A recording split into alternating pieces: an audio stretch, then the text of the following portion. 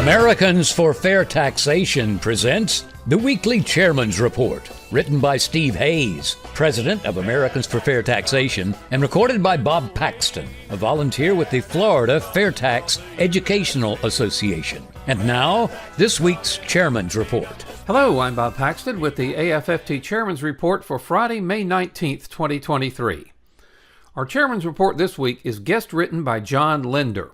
Now, John was the original sponsor and proponent of the FAIRtax and led the fight to keep the bill before Congress. He's extremely gratified that the House has agreed to submit the FAIRtax to an up or down vote in this session. John's also starting a Substack to enhance his ability to comment on the FAIRtax and other issues of importance.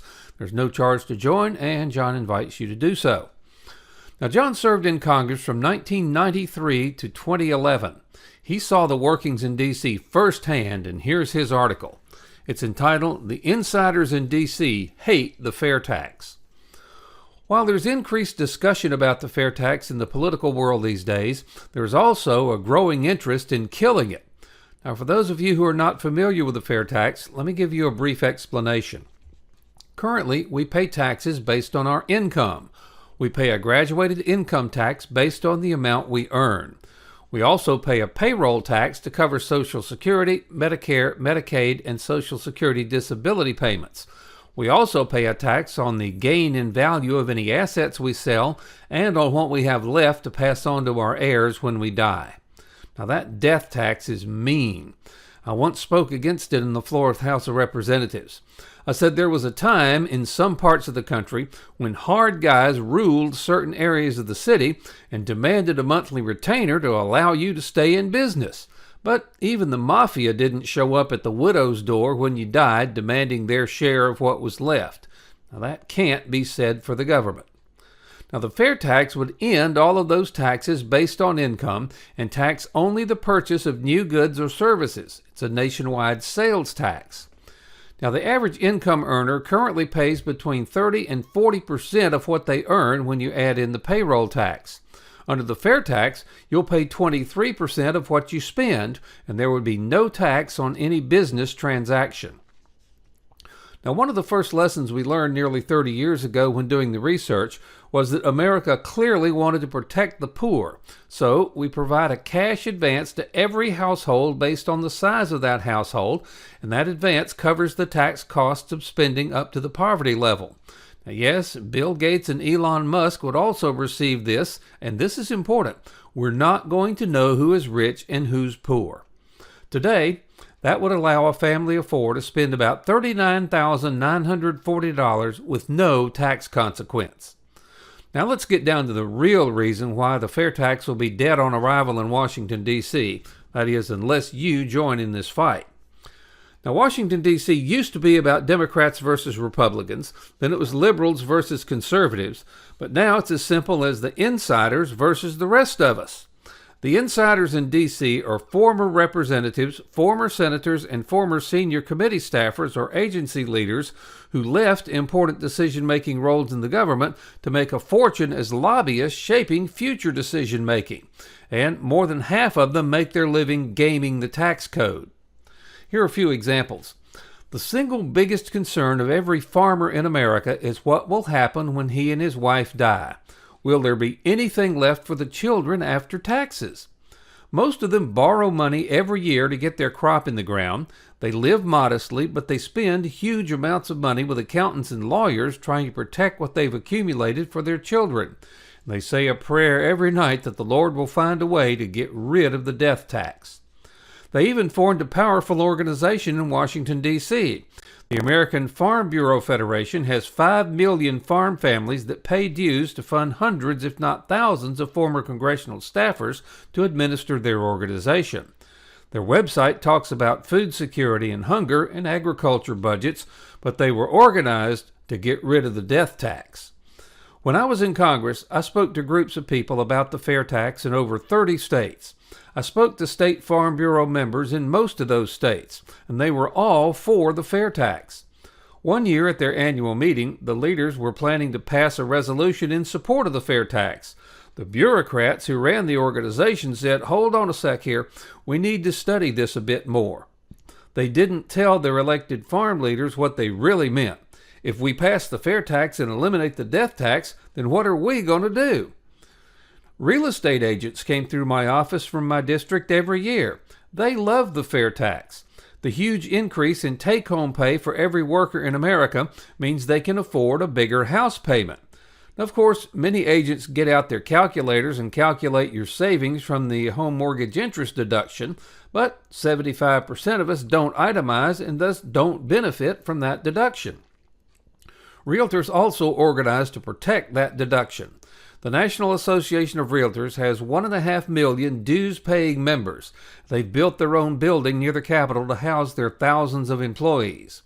While the agents who pay the salaries of the bureaucrats that run their organization overwhelmingly support the fair tax, the bureaucrats say, "Hold on, we need to study this a bit more."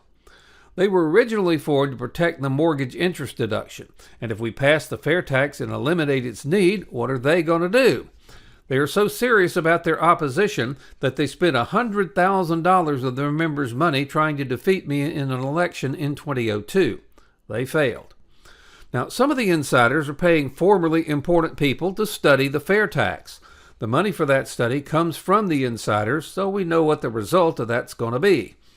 The one I saw this morning came from an organization whose president is Douglas Holtz-Eakin, a former director of the Congressional Budget Office with whom I had a very cordial relationship.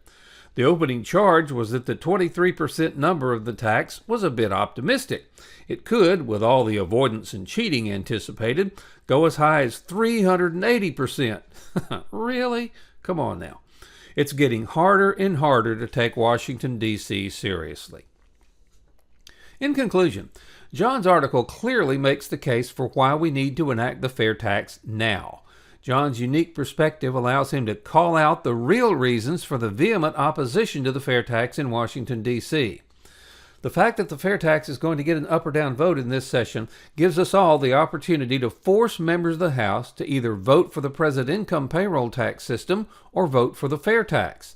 They can either show they want to keep the system that benefits only them and their friends, or they can enact the system that benefits the rest of us. And they can tell us clearly if they consider us free citizens or subjects to their needs. They either support the corrupt income tax in the IRS or they want to get rid of it. It can't be any simpler than that. They either believe in being transparent and showing Americans the true cost of their government, or they don't. They either support the largest transfer of power from the government to the people, the fair tax, or they don't. Now, if they think the fair tax needs to be changed, they can propose the change. Don't let them get away with rejecting the entire bill because it has a flaw that can be easily addressed. Don't think for a minute there aren't any flaws in the income tax. Now, please stand with us and demand that your representatives support a much fairer, much simpler, and much more efficient way to fund the government, the fair tax. The fair tax doesn't pick winners and losers. Because it taxes spending, not earnings, the fair tax lets everyone save for their retirement tax-free. The fair tax collects the revenue the federal government needs to operate, but does so in a way that has the least adverse impact on our individual freedom and the least impact on our economic prosperity. With a fair tax, there are no tax returns to file, no records to keep. We'll pay our federal taxes when we make retail purchases of new goods and services. And with a fair tax, there is no need for the IRS. If you sell a used couch or a used jet ski online, there's no fair tax due on that transaction. The fair tax will allow us to take back control. The income payroll tax system is broken. It's no longer working. We can't repair it, but we can replace it with the fair tax. Join us and take back control of our country and our lives. Not with bullets, but with the elimination of one of the biggest threats to our liberty and economic prosperity, the income payroll tax. We should all remember Edmund Burke's warning that applies to our efforts to take back control. Nobody made a greater mistake than he who did nothing because he could only do a little. We should also remember this quote from George Orwell's 1984, which, if we do nothing, may foretell your and your children's future. If you want a picture of the future, imagine a boot stamping on a human face forever. So what can each of us do? We can write letters and make calls to our elected representatives and attend Zoom town hall meetings demanding that if they really want to allow Americans to take back control, the first step is to eliminate the income payroll tax system and enact the fair tax. Take back control. Help us pass the fair tax. The IRS will be gone and we'll pay our taxes when we make purchases. We, not the ruling class and their minions in D.C., will decide how much federal tax we pay, and we'll know how much tax we're paying because they will no longer be hidden from us. Taxes will be clearly shown on every retail receipt. If you have friends who don't know about the fair tax, send them to FAIRtax.org. Have them watch the whiteboards under how it works, and if they agree, ask them to please join us. Then contact your members of Congress and the President and demand that Congress pass the fair tax, the only truly fair tax. Help bring about real tax reform and stop future IRS abuses. By contributing, or let's call that investing, $10.40 a month, you help provide a financial base to Americans for Fair Taxation. Now, if you can make larger contributions/investments, these will be used not for salaries, because we're all volunteers, but for the needed updates to our economic studies, which will be vital for all future years. Please go to FAIRtax.org and invest in Americans for Fair Taxation. It's an investment in your and your family's future. This has been the Weekly Chairman's Report, written by Steve Hayes, President of Americans for Fair Taxation. Check back every week for news and information about the fair tax, and learn why the fair tax should replace our antiquated federal income tax system. If you'd like to receive a copy of the Chairman's Report in your inbox every week, sign up at FAIRtax.org.